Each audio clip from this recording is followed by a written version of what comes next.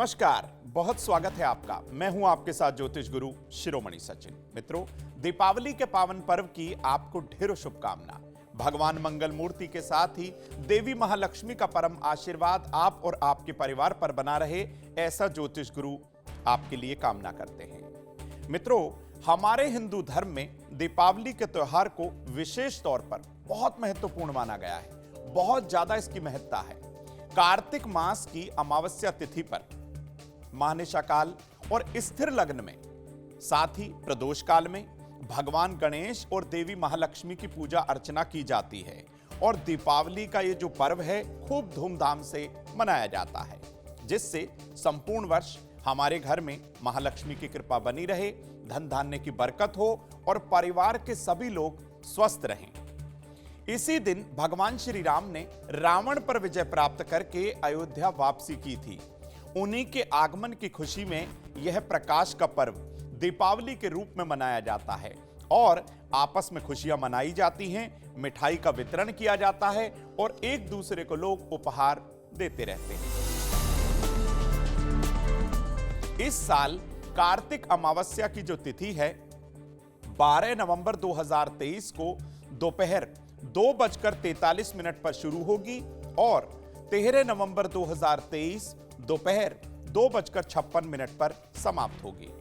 अब दीपावली की अमावस्या तिथि, चूंकि प्रदोष काल में दीपावली मनाई जाती है, तो भाई प्रदोष काल और स्थिर लग्न में ही भगवान गणेश, देवी लक्ष्मी की पूजा अर्चना की जाएगी। इसीलिए 12 नवंबर 2023 को यह शुभ मुहूर्त बन रहा है। ऐसे में 12 नवंबर 2023 दिन रविवार को ही दीपावली का पावन पर्व मनाना सर्वश्रेष्ठ होगा। मित्रों, आपने दीपावली की पूजा अर्चना की तैयारी की होगी, लेकिन अब आपको बता दें कि आप विशेष पूजा अर्चना कैसे कर सकते हैं। अगर आपको व्रत विधान के बारे में नहीं पता है, आपको दीपावली की पूजा नहीं आती, बिल्कुल ना घबराइए। आपको वो सरल और आसान विधि बताते हैं जिससे भगवान गणेश के साथ ही देवी लक्ष्मी अपना आशीर्वाद आपको अवश्य देंगी। देखिए, दीपावली के पर्व पर भगवान गणेश और देवी लक्ष्मी की पूजा अर्चना करने का विधान है। ऐसा करने से सारा साल आपके घर में अन्न और धन की बरकत रहती है, परिवार के सभी लोग स्वस्थ रहते हैं। लेकिन आपको बता दें मित्रों, अपने घर की पूर्व या उत्तर दिशा में ही आपको ये पूजा अर्चना करनी है। कैसे ये विधान रहेगा? अपने घर की उत्तर या पूर्व दिशा को सबसे पहले आप साफ कर लीजिए। उसके बाद इस स्थान को गंगा जल से भी आप जरूर शुद्ध करिएगा। वहां पर एक साफ लकड़ी का पटरा लीजिए। वह लकड़ी का पटरा टूटा हुआ ना हो, इस बात का आप ध्यान रखें। 1.25 मीटर लाल या सुनहरी या फिर पीले रंग का वस्त्र आप वहां पर बिछाएं। भगवान गणेश के श्री विग्रह को, उनकी फोटो को, उनकी मूर्त को आप वहां स्थापित करिए। देवी लक्ष्मी को वहां स्थापित करिए। कुबेर आदि सभी देवी देवताओं का चित्र आप वहां पर स्थापित कर लीजिए। अब उनके सामने आप एक कलश भरकर रखेंगे। कलश के ऊपर आपको एक नारियल रखना होगा, कलावा या फिर लाल वस्त्र लपेटकर। अब रोली, मौली, चावल, लाल चंदन, पीला चंदन, धूप दीप, लाल गुलाब के फूल, कमल का फूल और सफेद मिठाई विशेष तौर पर आप एकत्रित करके सारी सामग्री भगवान गणेश और देवी लक्ष्मी को अर्पित कर दीजिए। लेकिन सबसे पहले आप देवी देवताओं को शुद्ध जल का छींटा देंगे। उनके सामने सारी मिठाई आप रख दीजिए, संपूर्ण सामग्री रख दीजिए। रोली और चंदन का सबसे पहले आप तिलक करेंगे। अब सबसे पहले भगवान गणेश को थोड़ी सी हरी दूर्वा आप अर्पित करेंगे। गुलाब के फूलों की माला उन्हें पहनाएंगे।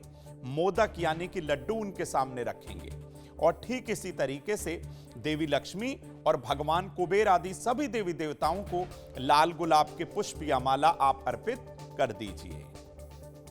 अब स्थिर लगन, उस स्थिर लगन में ही महानिशा काल में या स्थिर लगन में या फिर प्रदोष काल में जब वृषभ लगन हो तो आप किसी आसन पर बैठ जाएं और अपने दाएं हाथ में आपको जल लेना है। देवी लक्ष्मी के अपने घर में हमेशा हमेशा रहने की आपको प्रार्थना करनी है कि देवी लक्ष्मी आप हमारे घर में चिरस्थायी रूप से रहने के लिए आइए और हमेशा हमेशा के लिए आप यहां पर निवास करिए। ऐसी प्रार्थना कर कर मन ही मन कामना बोलकर यह जल अपनी दाईं ओर धरती पर गिरा दीजिए। ओम गंग गणपते नमः इस मंत्र का 108 बार, ओम ह्रीम श्रीम महालक्ष्मी नमः इस मंत्र का भी 108 बार। या तो आप शुद्ध स्फटिक की माला ले लीजिए या शुद्ध कमलगट्टे की माला लीजिए और इन मंत्रों का 108 बार आपको जाप करना है। ये आपको बता दूं मित्रों कि ये जो माला है पहले से इस्तेमाल या प्रयोग में ना की हुई हो, इसका आप ध्यान रखिएगा। जाप के बाद सभी देवी देवताओं को आप सफेद मिठाई, साबूदाने की खीर, चावल की खीर, पंचमेवा का भोग लगाइए और फिर से आप अपने घर में देवी लक्ष्मी के स्थायी रूप से रहने की प्रार्थना देवी लक्ष्मी से करेंगे कि हे मां, हमारे घर में आपका स्वागत है, आप हमेशा हमेशा के लिए यहां पर निवास करें। अब घर की सबसे बड़ी बुजुर्ग महिला या घर की सबसे छोटी कन्या को यह प्रसाद दीजिए, उसके बाद ही आप स्वयं प्रसाद खाइएगा। इससे पहले आप प्रसाद अगर किसी सुहागन स्त्री को दें तो यह भी आपके लिए सर्वोत्तम होगा। मित्रों, अब हमने आपको बताया कि भाई वृषभ लगन या महानिशा काल या फिर स्थिर लगन, तो ये कब है, कब ये मुहूर्त रहेगा, आप इसे नोट करिए। देखिए, जो लोग व्यापारी हैं, अपना व्यापार करते हैं, चाहे वो छोटा व्यापार हो, छोटी दुकान हो या फिर बड़ा गोडाउन या फिर बात करें फैक्ट्री की, जो व्यापार से जुड़े हुए व्यापारी वर्ग हैं, उनकी पूजा का जो समय रहेगा वो कुंभ लगन में रहेगा। तो भाई 12 नवंबर 2023 दोपहर 1:27 से और 2:45 तक कुंभ लगन है। इसी दौरान चतुर्दशी तिथि का समापन भी हो जाएगा और इसी दौरान दीपावली का शुभारंभ भी होगा। तो ऐसे में आप इस स्थिर लगन के अंदर जो व्यापार से जुड़े हुए लोग हैं, देवी लक्ष्मी की पूजा अर्चना अपने व्यापारिक स्थल पर जरूर करें। गृहस्थ जो लोग हैं, जो लोग शाम की पूजा अर्चना अपने घर पर करना चाहते हैं, वह सभी लोग शाम के समय वृषभ लगन जो समय रहेगा शाम 5:40 से शाम 7:34 तक, आप इस समय देवी लक्ष्मी को, भगवान गणेश को अपने घर की उत्तर दिशा में स्थापित करके, हो सके तो लाल आसन पर बैठकर उनकी उपासना करिए, उनका ध्यान करिए और हमेशा हमेशा के लिए उन्हें अपने घर में रहने की प्रार्थना आप जरूर करिएगा। अब निश्चित काल का आप समय नोट कर लीजिए। रात 11:39 से 12:31 तक, ये 12:31 13 नवंबर 2023 की होगी, यानी कि 12:31 AM।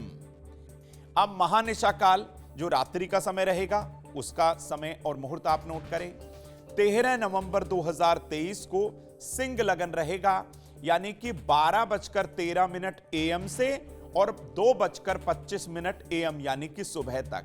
ये वो समय रहेगा जब आप देवी लक्ष्मी की उपासना करेंगे, उनसे अपने घर में हमेशा हमेशा के रहने के लिए प्रार्थना जरूर करेंगे।